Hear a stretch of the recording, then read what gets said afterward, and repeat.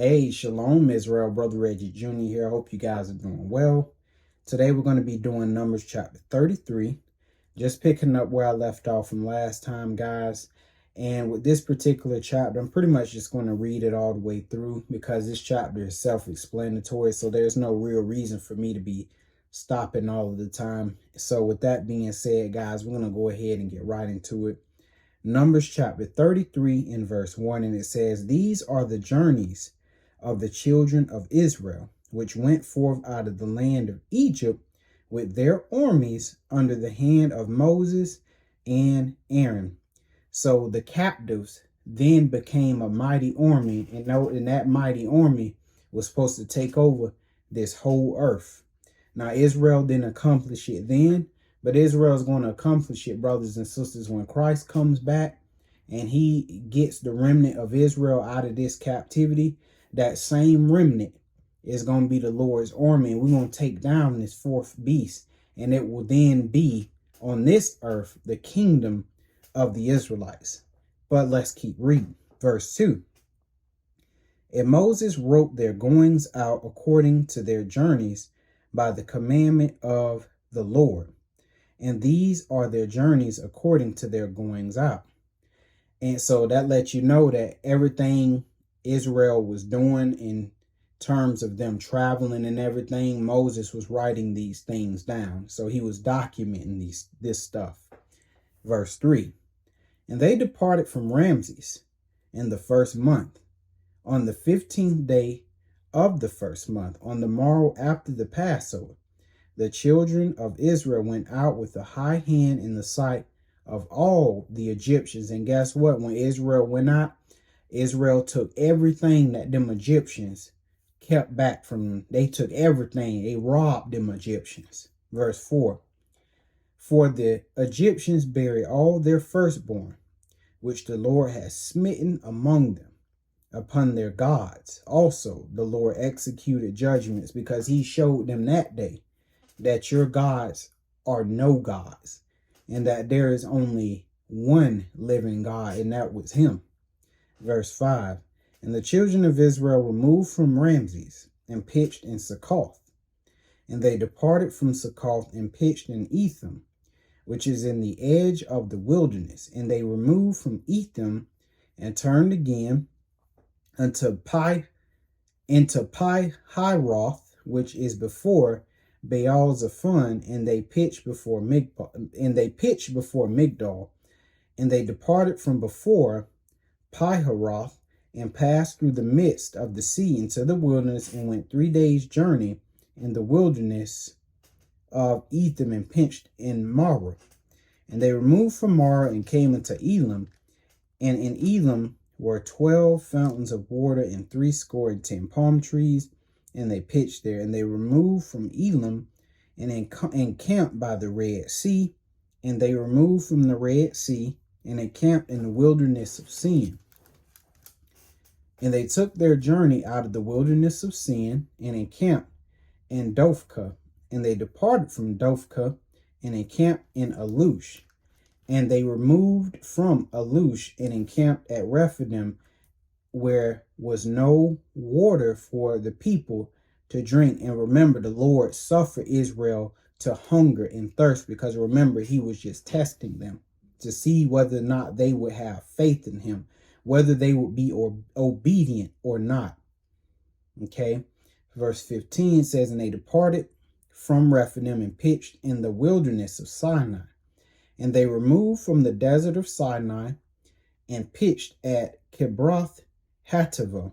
And they departed from Kibroth Hattaavah and encamped at Hazeroth. And they departed from Hazeroth and pitched in Rithmah. And they departed from Rithmah and pitched at Rimmon Perez. And they departed from Rimmon Perez and pitched in Libnah. And they removed from Libnah and pitched at Rissa. And they journeyed from Rissa and pitched in Kehelatha. And they went from Kehelatha and pitched in Mount Shapher. And they removed from Mount Shapher and encamped in Harada. And they removed from Harada and pitched in Michaloth. And they removed from Michaloth and encamped at Tahath. And they departed from Tahath and pitched at Terah. And they removed from Terah and pitched in Mithkah. And they went from Mithkah and pitched in Hashmanah. And they departed from Hashmanah and encamped at Moseroth. And they departed from Moseroth and pitched in Benajakin. And they removed from Benajakin and encamped at Horhagigad. And they went from Horhagigad and pitched in Jotbatha. And they removed from Jotbatha and encamped at Abronah. Brothers and sisters, these words are extremely hard for me to pronounce, but nevertheless, I got to read it anyway because I like the challenge. And they departed from Abronah and encamped at Ezion-Geber. And they removed from Ezion-Geber and pitched in the wilderness of Zin, which is Kadesh. And they removed from Kadesh and pitched in Mount Hor, in the edge of the land of what? Edom. And Aaron the priest went up into Mount Hor at the commandment of the Lord and died there, in the 40th year after the children of Israel were come out of the land of Egypt, and in the first day of the 5th month. And Aaron was 123 years old when he died in Mount Hor. And King Arad the Canaanite, which was a dark black man. Okay, we need to understand. This was a dark black man. And King Arad the Canaanite, which dwelt in the south in the land of Canaan, heard of the coming of the children of Israel. And they departed from Mount Hor and pitched in Zalmanah. And they departed from Zalmanah and pitched in Punan. And they departed from Punan and pitched in Oboth. And they departed from Oboth and pitched in Ijeberim, in the border of Moab. And they departed from and pitched in Dibengad. And they removed from Dibengad and encamped in Almon Diblathaim. And they removed from Almon Diblathaim and pitched in the mountains of Abiram before Nebo. And they departed from the mountains of Abiram and pitched in the plains of Moab by Jordan near Jericho. And they pitched by Jordan from Beth Jezimoth even unto Abel Shittim in the plains of Moab. And the Lord spake unto Moses in the plains of Moab by Jordan near Jericho, saying, Speak unto the children of Israel, and say unto them, When ye are passed over Jordan into the land of Canaan, he says, so he said, when you pass over Jordan and you go into the land of Canaan, the Lord is going to give the children of Israel a specific order. He says, then ye shall drive out all, not just the men, not just the women, not just the children. He said, you shall drive out all the inhabitants of the land before you and destroy all their pictures and destroy all their molten images. So all their things, all of their, everything involving worship, you're going to destroy it all. Destroy all their molten images and quite pluck down all their high places. So yeah, the places of worship, destroy that too. And ye shall dispossess the inhabitants of the land. So who decides who dispossesses who? The invading nation or the Lord? No, the Lord decides who gets dispossessed and who gets replaced. The Lord decides all of that. No nation can whoop any other nation unless the Lord gives the green light. You could have a 500 million man army go up against an 1,000 man army, and the Lord will let that 1,000 man army whoop that 500 million man army. You know why? Because, brothers and sisters, it's the Lord who decides who the victor is. And that's something that we haven't understood, And that's something the heathen hasn't understood. Because you know why? Both groups are carnal. Both groups really believe, it's because they're so strong, powerful. It's because they're so smart, or because they're weak, or they don't have enough strength, or they lack the manpower. No, no, no, no, no, no, no. Victory is determined. Victory is determined by whoever whoever is on the Lord's side. I said that wrong. Whoever side the Lord is on, okay, that's who gets the victory. And brothers and sisters, this is something that at my young age I've come to understand. I don't care who CEO, it don't matter. President, prime minister, the Pope, it doesn't matter who come up and stand against me. Nothing cannot happen to me unless the Lord allows it. And that's why, brothers and sisters, we have to have faith. He that cometh to God must believe that he is, that he is God, and that he is capable of doing the impossible. And a lot of us don't believe that. And so instead, we walk in fear. And because we walk in fear, those things that we fear, the Lord put it on us for our unbelief. Because believe it or not, if you choose to doubt God and walk after fear because you believe God can't save you or help you with whatever you're going through, he'll make sure that fear you got come to pass on you. That's how the Lord works. Nothing makes God more furious than your faithlessness. And that's why we're in captivity right here. Not just because we're doing evil. No, our faithlessness landed us right in captivity. Because if we had faith in the Lord, we would have did what he told us to do. But because we didn't and we had our eyes on man, the Lord said, okay, I got this army right here that's going to invade y'all and do what? Dispossess y'all. But let's keep reading. 53, and ye shall dispossess the inhabitants of the land and dwell therein, for I have given you the land to possess it. So it's the Lord that gives the land. That's why the Lord told Israel, hey, Edom, Ammon and all them, hey, don't fight against them because I gave them the land that they have. So if you try to fight against them, I promise you, you will lose, Israel, because I gave them that land. And you're not going to take them out of it. The Lord said, I won't even give you a foot breadth of their land. So that show you who running the show, who the puppet master is. 54. And ye shall divide the land by lot for an inheritance among your families. And to the more ye shall give the more inheritance. And to the fewer ye shall give the less inheritance. Every man's inheritance shall be in the place where his lot falleth, according to the tribes of your fathers ye shall inherit it.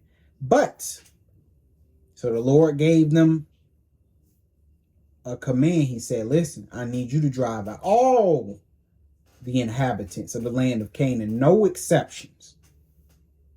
You're not going to, destroy all the men and keep the women. You're not going to destroy all the women and keep the men. You're not going to destroy the men and women and keep the children. Lord said you're going to whoop they butt and drive all of them out. Okay? But the Lord also is going to tell Israel what's going to happen if they disobey this order, a clear order that he gave in 55. It says, if you will not drive out the inhabitants of the land from before you. So he's saying, hey, if you don't drive these Canaanites out, then it shall come to pass that those which ye let remain of them, to them Canaanites, those that you let remain in the land, shall be pricks in your eyes and thorns in your sides. You know why? Because they're going to cause you pain. Because you know why? You're going to worship their gods. You're going to turn from me and you're going to serve their idols. You're going to adopt their customs and their traditions, and you're going to piss me off, and I'm going to knock you upside your head. And that's exactly what happened too. Because the Lord understands that Israel is not a loyal people. And this is a people that loves pleasure. And that's what the nations offer Israel. They offer pleasure. And so the Lord I know you. That's basically what he's saying is, Israel, I know you. If you don't drive these people out, you done. And look at us now. We're done in captivity, looking silly. He says, and they're going to be thorns in your sides, and shall vex you in the land wherein ye dwell. Moreover, it shall come to pass that I shall do unto you as I thought to do unto them. Meaning what? I'm going to completely drive all of y'all out of this land. And didn't it happen, brothers and sisters? Israel, both houses, the house of Israel and the house of Judah, they made the Lord so mad, he drove all of them out. He drove out the northern kingdom first. They pissed him off so bad, he got them out of there early. Y'all got to go. He emptied out of the entire land. And then the southern kingdom, they decided they wanted to act up.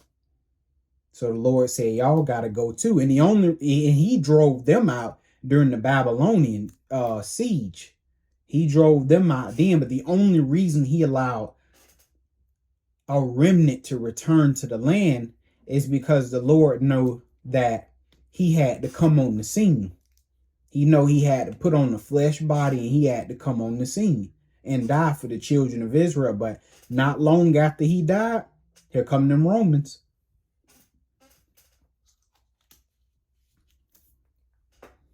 What he purposed to do to the Canaanites, he ended up doing it to us. And we're going to be out of the land until Jesus return. Disinherited. And that is the end of that. Let me see if I want to read through. Yeah, we'll go ahead and read chapter 34. Let's go ahead, guys. Numbers chapter 34 and verse 1. And it says, and the Lord spake unto Moses, saying, command the children of Israel, and say unto them, when you come into the land of Canaan, this is the land that shall fall unto you for an inheritance, even the land of Canaan with the coast thereof. It says, then your south quarter shall be from the wilderness of Zin along the coast of Edom, and your south border shall be the outmost coast of the salt sea eastward, and your border shall turn from the south to the accent of Akrabim, and pass on to Zin, and the going forth thereof shall be from the south to Kadesh Barnea, and shall go on to Hazar Adar, and pass on to Azmon. And the border shall fetch a compass from Azmon unto the river of Egypt, and the goings out of it shall be at the sea. And as for the western border, ye shall even have the great sea for a border. This shall be your west border, and this shall be your north border. From the great sea ye shall point out for you Mount Hor. And Mount Hor ye shall point out your border unto the entrance of Hamath. And the goings forth of the border shall be to Zedad. And the border shall go on to Zephron, and from the goings out of it shall be at Hazarnan. This shall be your north border, and ye shall point out your east border from Hazar Enan to Shephem. And the coast shall go down from Shephem to Riblah on the east side of Ain. And the border shall descend and shall reach unto the side of the sea of Chinnereth eastward. And the border shall go down to Jordan, and the goings out of it shall be at the salt sea. This shall be your land with the sea. This shall be your land with the coast thereof round about.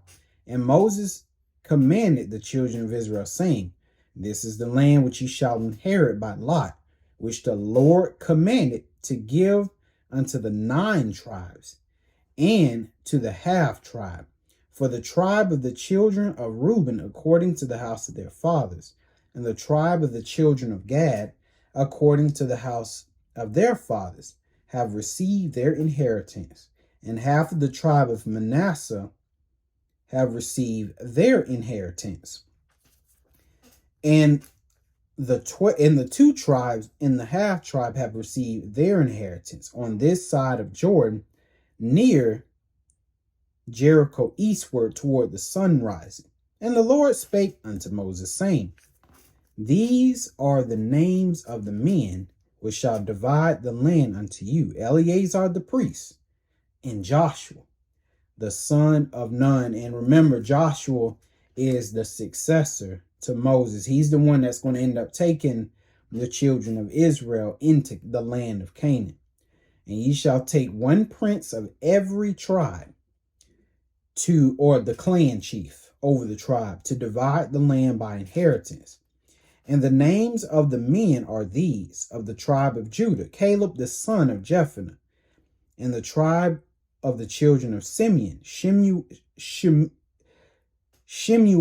the son of Ammihud; of the tribe of Benjamin, Eldad the son of Chislon; and the prince of the tribe of the children of Dan, Buki the son of Jogli; the prince of the children of Joseph, for the tribe of the children of Manasseh, Haniel son of Ephod; and the prince of the tribe of the children of Ephraim, Kemuel the son of Shifton; and the prince of the tribe of the children of Zebulun, Elizaphan the son of Parnach; and the prince of the tribe of the children of Issachar, Paltiel the son of Azan; and the prince of the tribe of the son of Asher, Ahihud the son of Shelomi; the prince of the tribe of the children of Naphtali, Pedahel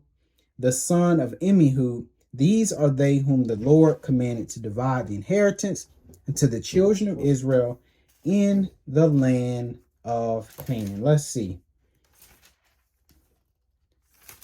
You know what, y'all? We ain't got too much left. I think I'm going to go ahead and we're just going to go ahead and finish out Numbers. Let me get some more water.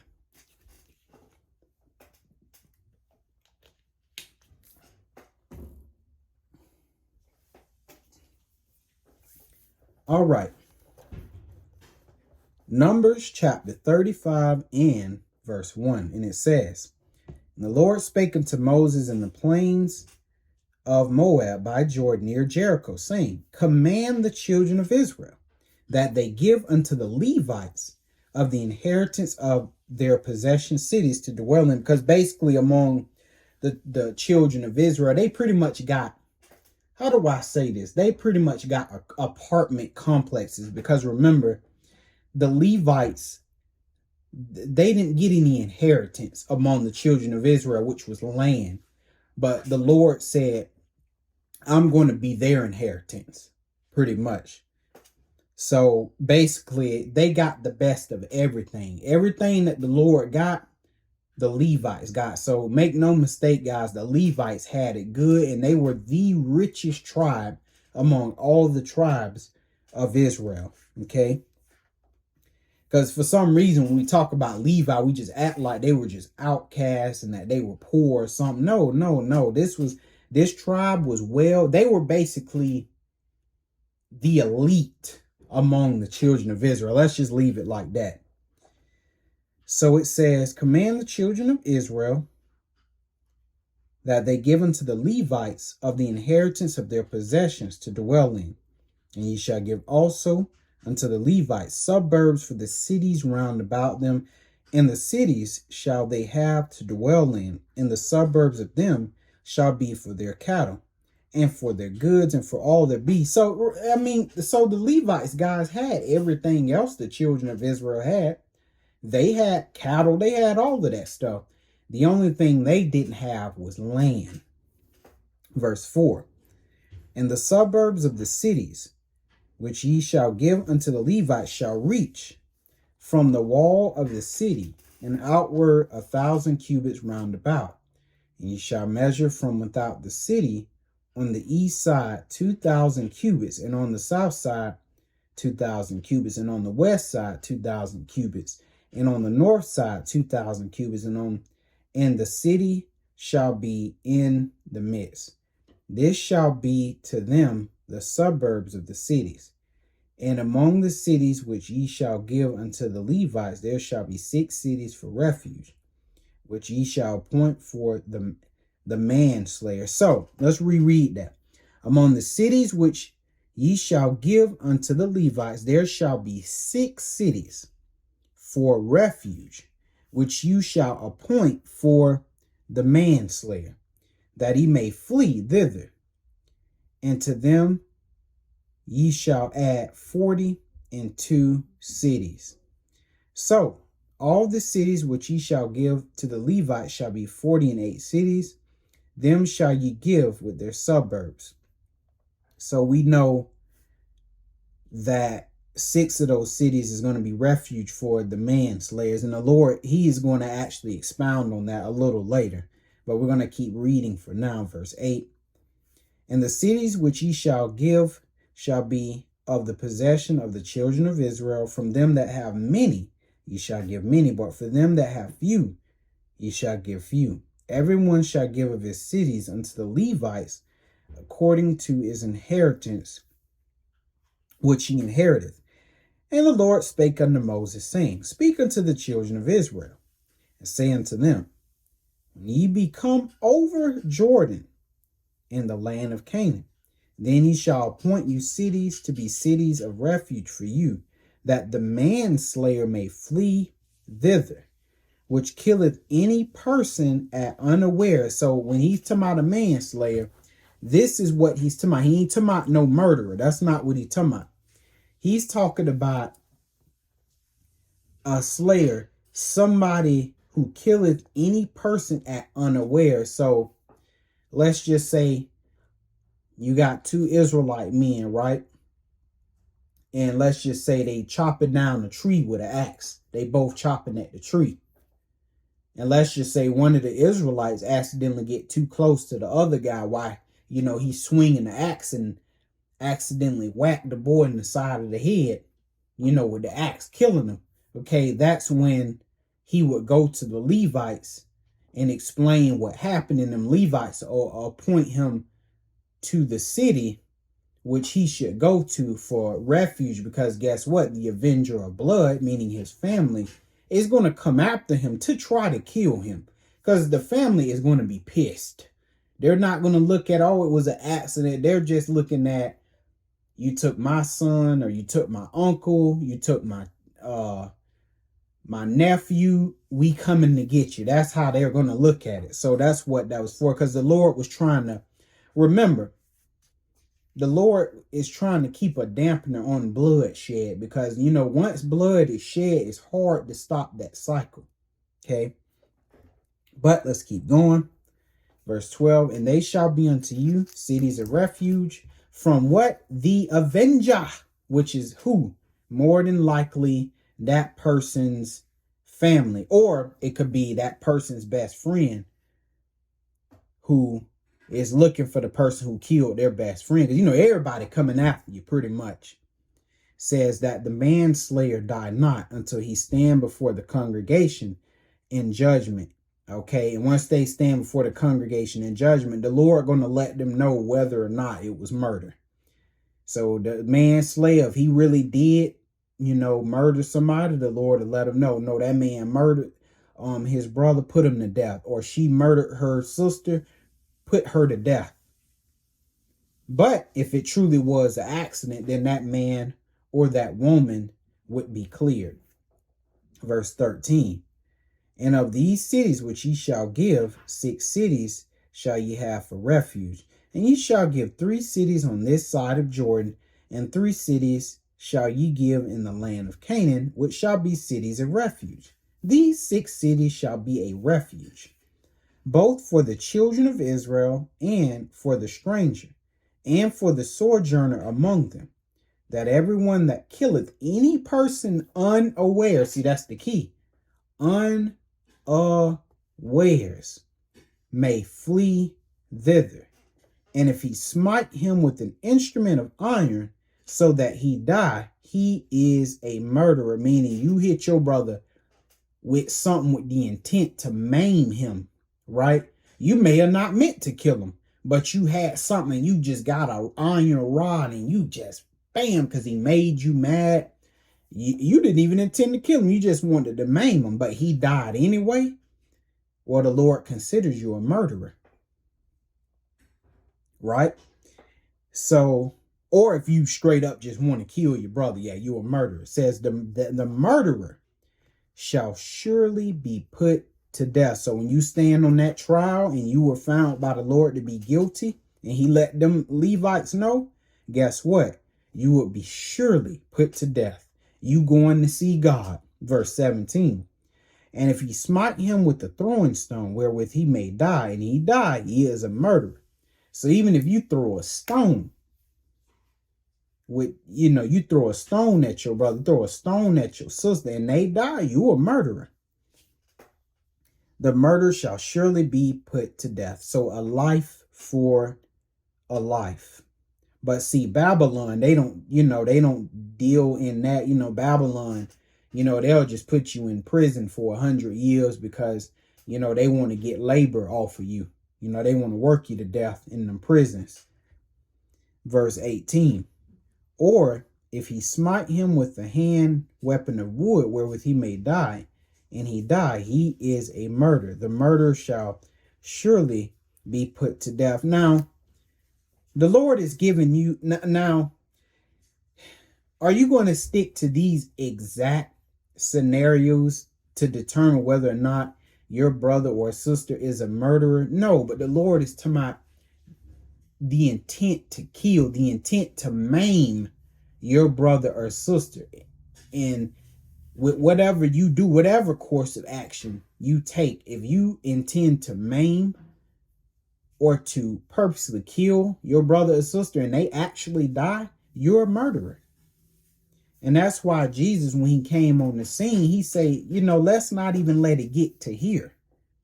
The Lord said, let's stop it here. Stop the thought up here.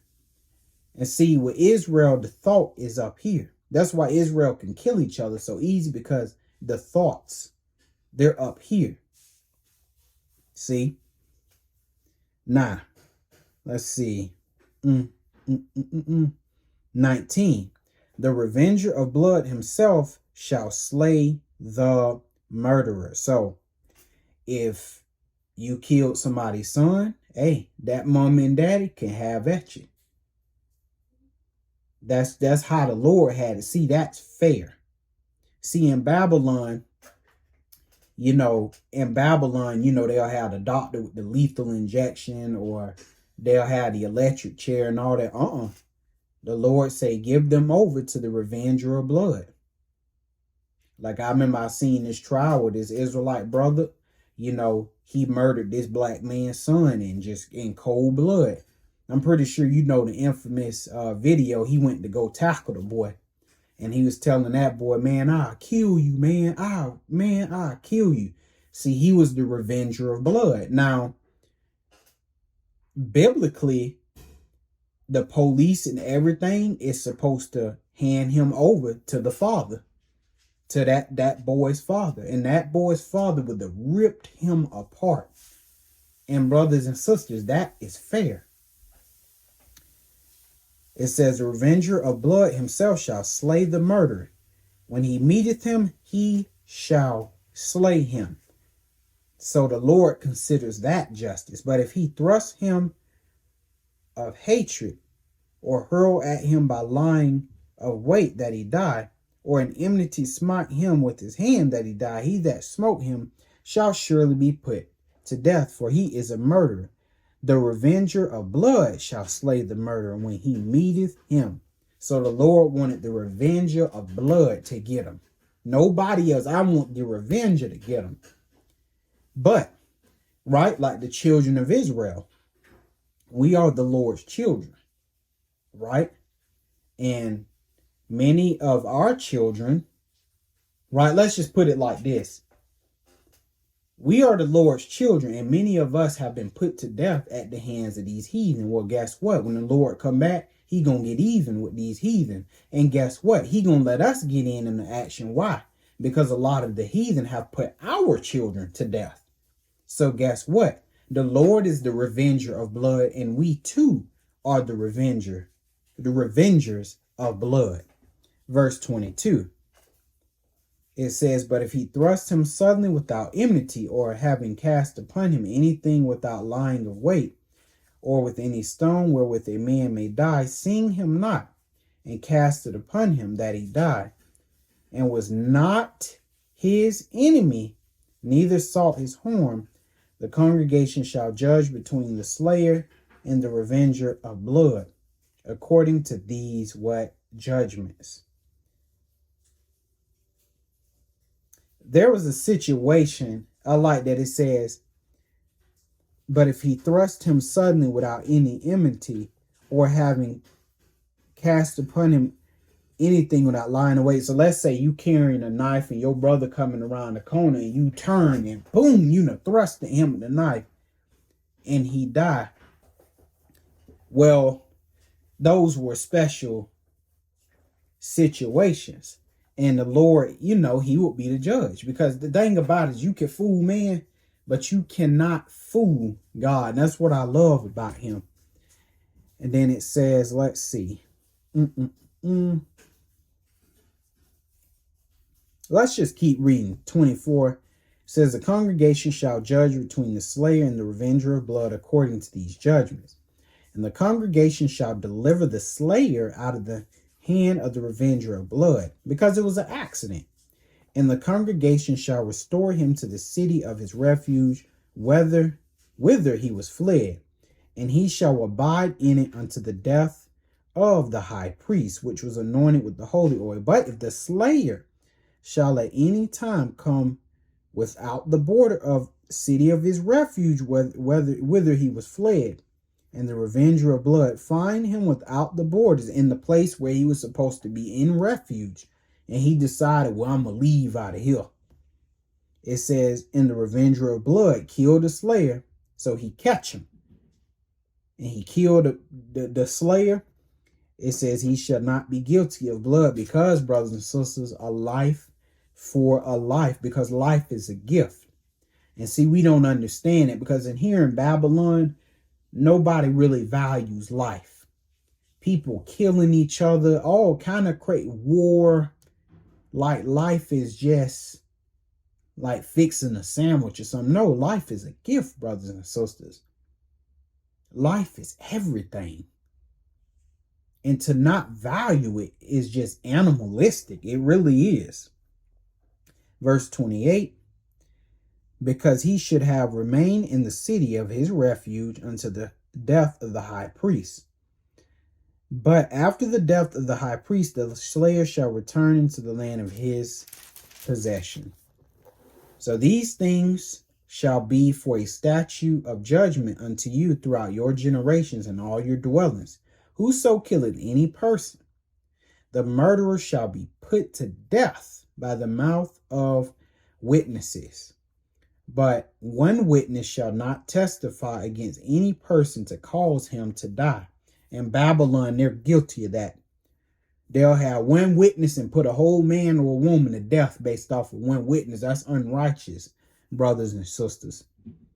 Verse 31, moreover, ye shall take no satisfaction for the life of a murderer, which is guilty of death, like that Botham Jean case.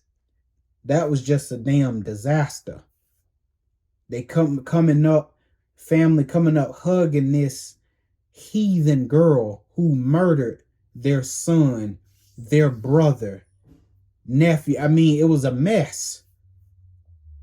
But according to the Bible, the Lord say, hey, take no satisfaction.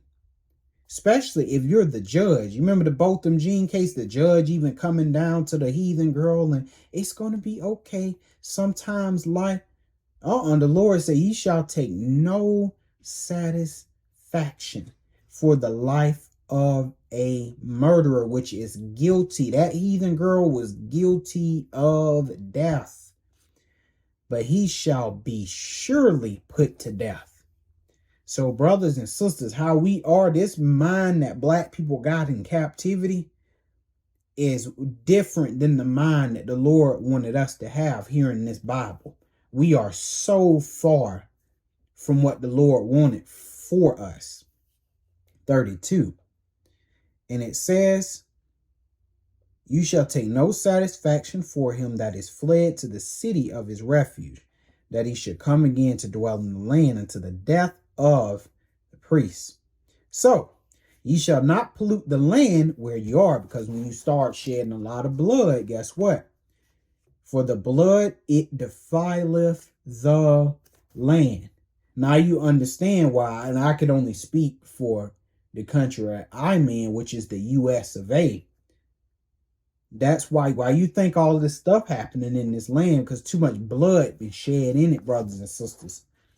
The heathens have shed our blood like crazy. And on top of that, Israel is shedding Israel's blood. And the heathen is shedding the heathen's blood. So, brothers and sisters, that defiles the land. And the land cannot be cleansed of the blood, that is shed therein, but by the blood of him that shed it. In other words, justice must take place, brothers and sisters. The land has to be cleansed by justice. All right. But there was something else I was going to add, because too, we think shedding blood is, just murdering somebody with a weapon or something like that. But shedding blood too can be when you unrighteously take a man's living away from him, the way he eat. That's a form of murder. See? But that's a whole nother subject, brothers and sisters. It's so much unrighteousness just in this land that I'm in. I can only imagine what's happening around the world. And that's why the Lord, when he come back, he said, I'm going to burn this earth down. Because this earth got to be cleansed, brothers and sisters. There's too much unrighteousness. See, the first time the Lord cleansed this earth by water. But the Lord say, this time I'm going to burn this world down. 34. Defile not therefore the land which ye shall inhabit, wherein I dwell. For I, the Lord, dwell among the children of Israel. Okay. So that is it for that chapter, guys. And we're going to go ahead and we are going to finish up Numbers, the book of Numbers, and we'll move on to the next book. Numbers chapter 36 in verse 1. And it says, and the chief fathers of the families of the children of Gilead, the son of Machir, the son of Manasseh, of the families of the sons of Joseph, came near and spake before Moses and before the princes, the chief fathers of the children of Israel. And they said, the Lord commanded my Lord to give the land for an inheritance by lot to the children of Israel. And my Lord was commanded by the Lord to give the inheritance of Zelophehad, our brother, unto his daughters. And if they be married to any of the sons of the other tribes of the children of Israel, then shall their inheritance be taken from the inheritance of our fathers, and shall be put to the inheritance of the tribe whereunto they are received. So shall it be taken from the lot of our inheritance. And when the jubilee of the children of Israel shall be, then shall their inheritance be put into the inheritance of the tribe whereunto they are received. And that is fair, brothers and sisters. So shall their inheritance, right? And when we say an inheritance, we're speaking mostly about land. So shall their inheritance be taken away from the inheritance of the tribe of our fathers. And Moses commanded the children of Israel according to the word of the Lord, saying, the tribe of the sons of Joseph have said well. This is the thing which the Lord doeth command concerning the daughters of Zelophehad, saying, let them marry to whom they think best, only to the family of the tribe of their father shall they marry. So if a man was of Benjamin, he needed to marry within the tribe of Benjamin. If there was a woman in Benjamin, she needed to marry a Benjamite. Okay, because you want to keep the inheritance among the Benjamites. Yeah, it might go back and, yeah, the inheritance may be floating around, but it need to be floating around in Benjamin. In other words, verse 7. So shall not the inheritance of the children of Israel remove from tribe to tribe. Exactly. So even if it move, let it move within Benjamin. Or if it's Zebulun, let the inheritance move within Zebulun, but it don't need to be moving from tribe to tribe, because that'll cause a big mess. It says, for every one of the children of Israel shall keep himself to the inheritance of the tribe of his fathers. And every daughter that possesseth an inheritance in any tribe of the children of Israel shall be wife unto one of the family of the tribe of her father, that the children of Israel may enjoy every man the inheritance of his fathers. Neither shall the inheritance remove from one tribe to another tribe, but every one of the tribes of the children of Israel shall keep himself to his own inheritance.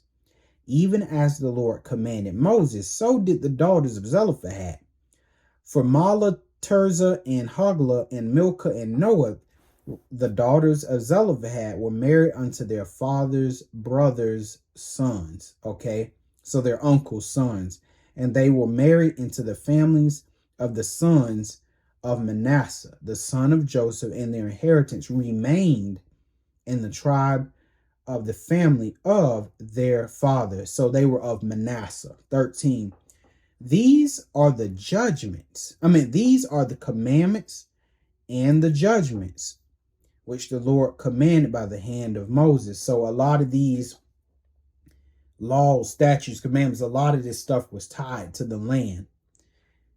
So it says, which the Lord commanded by the hand of Moses unto the children of Israel in the plains of Moab by Jordan near Jericho. And that is it, brothers and sisters. We have officially completed the book of Numbers, and Lord willing, I will see you in the next book, whichever book it is that the Lord lead me. And I hope you got some understanding, and I'll see you in the next book, brothers and sisters. Shalom.